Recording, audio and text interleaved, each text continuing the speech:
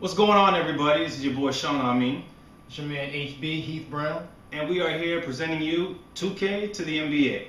2K to the NBA. Now, these are our two favorite things in the world, which would be talking basketball and playing basketball. And 2K just happens to be the best, hands down, simulation basketball game ever created. 2K12. Hands down. Hands down. I know a lot of you Xbox 360 players out there spinning in your little circle world think that there is a rival, but you know, PlayStation 3, 2K is hands down, like my partner said, the #1 basketball video game to play. And we spent a lot of time doing both, talking basketball, playing basketball. So what we're gonna do? We decided. Can I get a check? I mean, we play so much, I need to get a check. I mean, we do. Kobe getting checks. Can I get a check? We put a lot of time in on that game, but what we want to do is kind of bridge both worlds. So for all you gamers out there, basketball fans, ballers, we're gonna talk about matchups throughout the season that you're going to see specifically tonight on ESPN.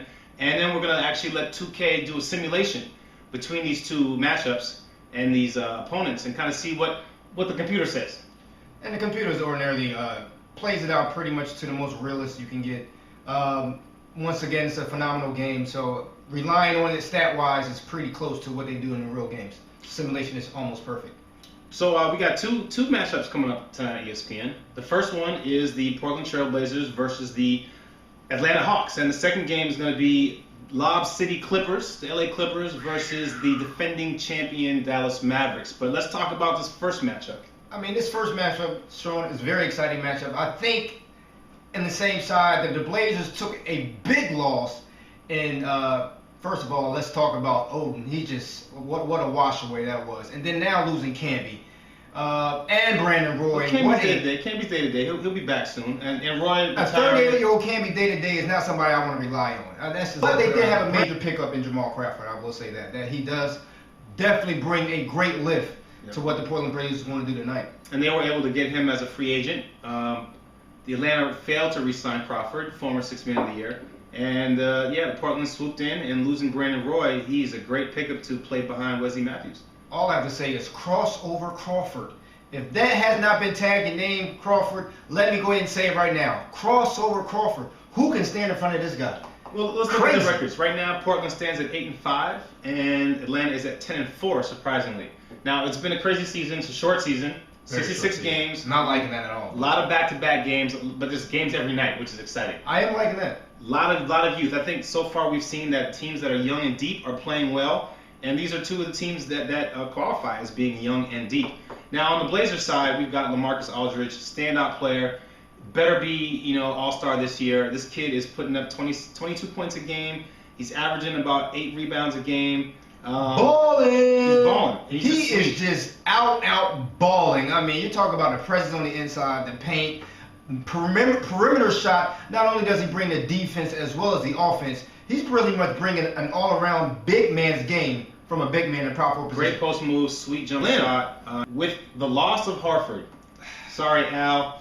Big Al. He's probably out to. My uncle's name is Alfred, but yours isn't. But it's okay. Big Al, my goodness. He's probably out until April, and that's a big loss for the Hawks. You just let your team down, but not to say that you did that on purpose. But I mean, let's face it. The Atlanta Hawks without Al Horford, not only do they now have a traditional center anyway, but at least Al Horford plays a big man's role for a non-traditional center as it is. To lose Al Horford with the lineup they do have, devastating. And crossover Crawford, I don't see T-Mac pulling off the minutes. I don't see him bouncing out. I don't see Pachula really carrying the weight.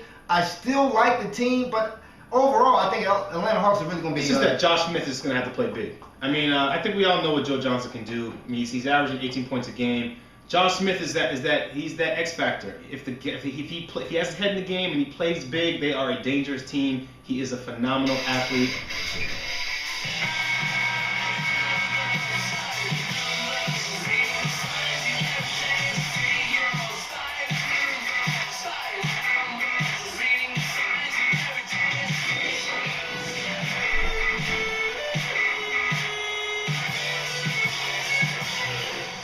All right, in the first game of the night, we had the Hawks against the Blazers. Now, we ran it through the 2K simulator, and we got the Blazers coming out on top, 103-71. That is an ass whooping. Blowout. I mean, can we say blowout?